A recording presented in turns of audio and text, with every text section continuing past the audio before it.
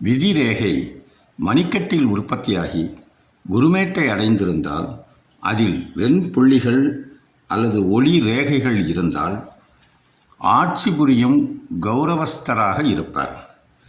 விதிரேகை இரு பிளவுகளாக காணப்பட்டால் அக்கால வயதில் பெருங்கஷ்டத்தையும் துன்ப துயரங்களையும் கொடுக்கும், அழிவையும் காட்டும். விதி ரேகை ஆயுள் ரேகையோடு இணைந்திருந்தால் இளம் வயதிலேயே பிறருக்கு அடிமையாக உழைப்பதை காட்டும். விதி ரேகை சந்திரமேட்டில் எவ்வளவு அடிமட்டத்தில் உற்பத்தி ஆகியிருக்கிறதோ அவ்வளவுக்கு குடும்பத்தாராலும் பிறராலும் வசப்படுத்த முடியாது.